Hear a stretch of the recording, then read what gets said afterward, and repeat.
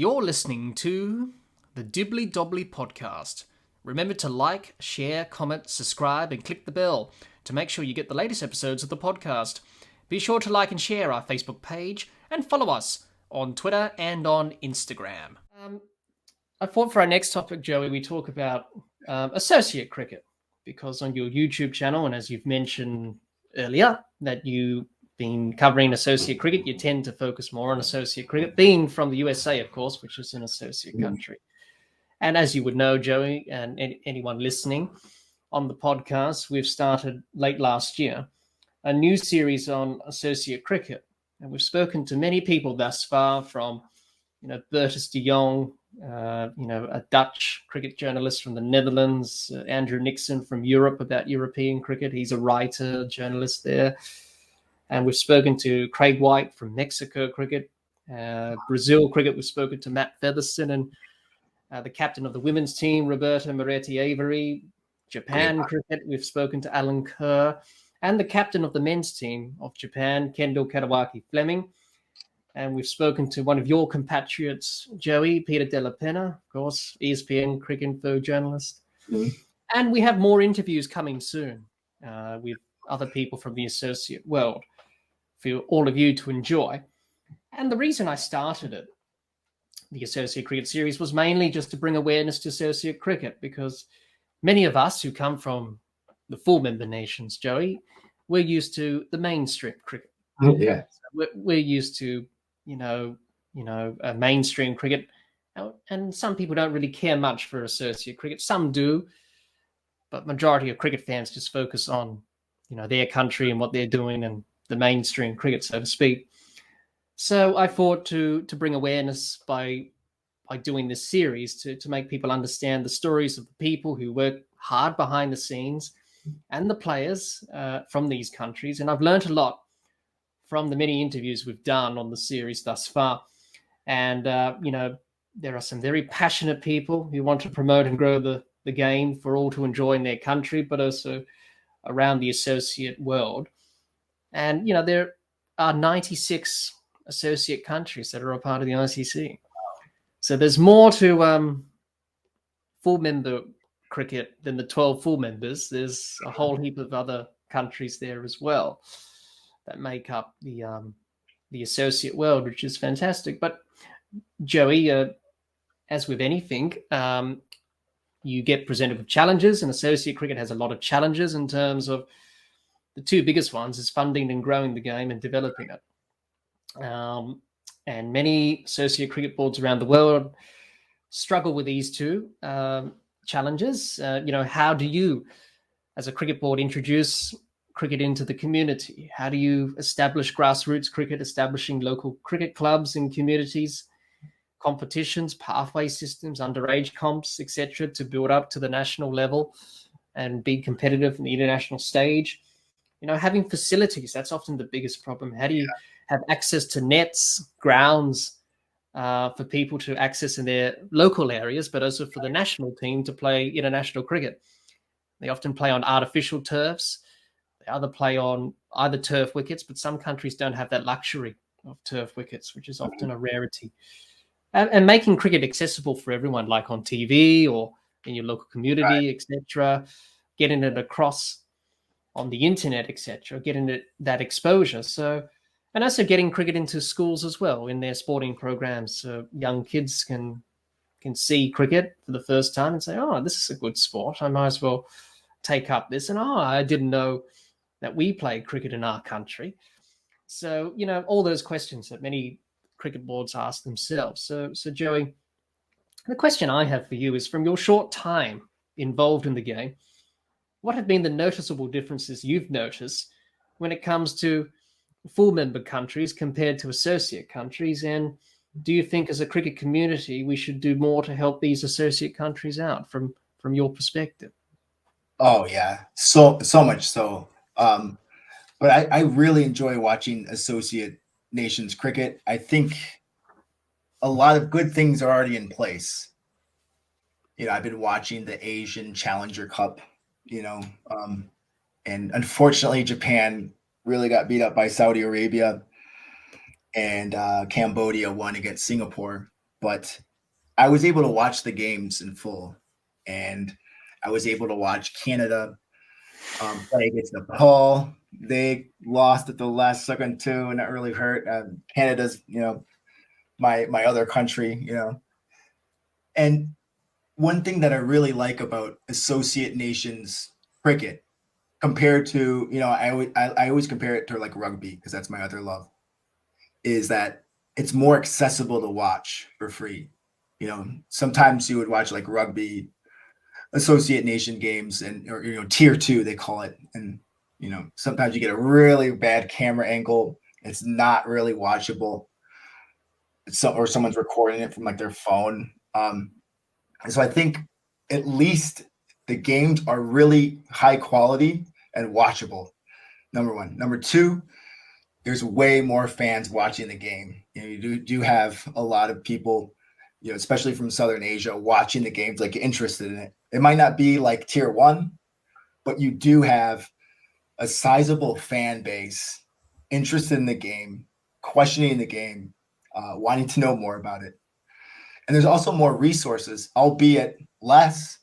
There's some really great YouTubers out there. Obviously, your podcast is my go-to. I've learned so much. Roberta Moretti, listening to her talk about cricket in Brazil is fascinating. About how they like sing songs like during when they're practicing or playing. Just listening to like implementing Brazilian culture into cricket is fascinating. Like I want to see that. I want to see that so bad. But I wouldn't know it existed if it weren't for your podcast. And so there's that. There's other channels, Daily Cricket.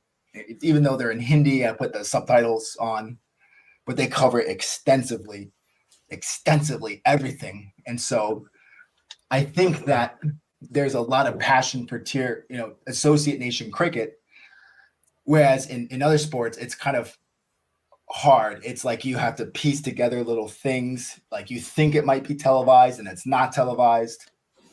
And so there's a lot of good structures in place in associate nations. And like I said, last summer, watching the Cricket World Cup qualifiers, I had a blast watching all those games. United States lost every game. Didn't matter. I had a blast watching it. So at least I could watch the United States play on the regular when they do have games. Lately we're not having warm-up games for the Cricket World Cup, but that's another thing. But a lot of good things are in place, and funding is missing. But one way there's a lot of ways you could probably get people into cricket. I work in a school, and so when students come to my office, they see different types of balls. I have rugby balls, Australian rules. I have cricket balls, and so one thing that they like about these games is it immediately makes them unique and interesting. And so they like making comparisons, to American sports. So it's a great like compare and contrast. If you're doing a unit topic on that, you can compare and contrast these sports. But they like feeling special and unique. If you want to learn about cricket, you could also learn about Australia. You can also learn about India. And so you can make ties to geographic areas. So I would strongly recommend teachers, if you want to introduce cricket, it's also a great way to introduce, geography, different cultures, different ways of life, different ways of doing things. So it's not just a game. It's much more than that. So that's one thing. And there's a city in Brazil near Sao Paulo called Poços de Caldas. And I think it was their mayor, by a city initiative, just took these city funds and said, we're going to start a new sport. It's not going to be soccer. And through this community initiative, started, cricket in that area. And I think now it's grown so much to where there are 15 contracted female players that make money playing cricket through Brazil. And it's like the biggest, it's like an epicenter or like a what do you say, oasis of cricket, in a country full of soccer. And so I think that's another way to do it, is just to, if you're from a country that likes other sports, you can create a small cricket community and like immediately be unique, immediately gain opportunities where if it was just soccer, everyone plays soccer, so you're not going to get the same opportunities. So I think there's a lot of ways to do it. Just got to be creative, and funding is definitely missing from the game. So I wish that's something that, I don't know how to influence that or can control it. ICC needs to maybe do more. I see India helping Nepal by providing resources. And so that's great. And so hopefully other countries do that. And I think if United States develops Major League Cricket more, and through our domestic league, we can also create more opportunities, build a really good domestic league, and then trickle that down into national teams, trickle that down into Central America, South America, and see where that goes. So a lot of opportunities, and I really like watching Associate Nations cricket. And if I had to choose that between that or Tier 1, I would choose Associate Nations. It's a lot of good games, and it really keeps my attention. So it's been great. Yeah, absolutely. Interesting to hear your thoughts there about associate cricket and what we can do to help and grow and develop it going further. We can always do more. Probably not doing enough as we should at the moment, but we can always do more and help out these countries who just want to play cricket and want to be a part of this great game. And there's a lot of challenges and barriers for them, but most of them are on the right track. And you hear some good stories, especially from the people I've interviewed, about what they're doing, and they're really passionate and they care about the game. They care about growing and developing it and changing people's lives in those countries as well. A lot of countries have problems financially, and families as well come from all different upbringings and backgrounds, and it changes people's lives and perspectives, and gives them a sense of hope and opportunity. Even if they may not play for the national team, but cricket gives them a start and gives them something to look forward to. And teaches them valuable life skills as well, which the game does. Perseverance and not giving up, and all those important life skills that you need to learn. Resilience as well. Mm-hmm. What would be your advice for someone who is not really keen on associate cricket or doesn't really know much about it, doesn't really pay attention to it, but they suddenly come across it? What advice would you give them about associate cricket, for those who may not be too sure about investing their time or effort as a cricket fan into it? Well, I would say, if you don't follow these teams now, 5-10 years in the future, you're going to be playing these teams. We've seen great growth, especially with teams like Nepal, Canada, United States, obviously are my favorites, but there's a good amount of Tier 2 nations that I say are really close to going the next step. You saw Afghanistan, that was previously an associate nations, do really well in the Cricket World Cup, win important games. So you have that. And so I think,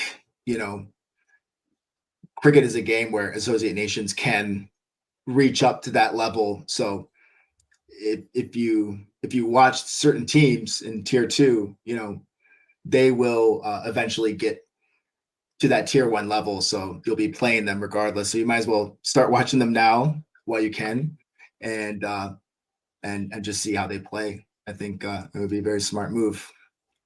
Yeah, absolutely. I think that's a good way to try and convince people into just being curious about associate cricket. Yeah. Because there's some talented players out there and some teams that are doing some good stuff.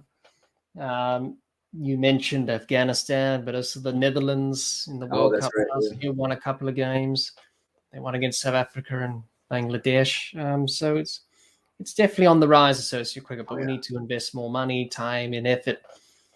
And if you do that, you'll get some results, and you'll get teams that are, competitive, and like just all need that foundation to build on.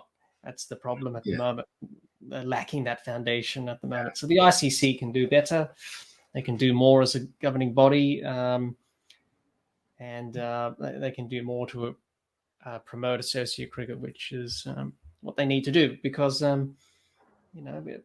every country wants to play cricket, wants to be a part of it, but we have to try and help them out a bit to make a start and get up and running. So hopefully we see that in the near future, and hopefully we see a lot more countries be successful at associate level, and hopefully move up the ranks and do well in major tournaments, etc., as we've seen from other associate countries in the past. So interesting to hear your thoughts on that, Joey, about associate cricket, which was good to know. Hi, everyone. Hope you enjoyed hearing Joey and I discuss associate cricket.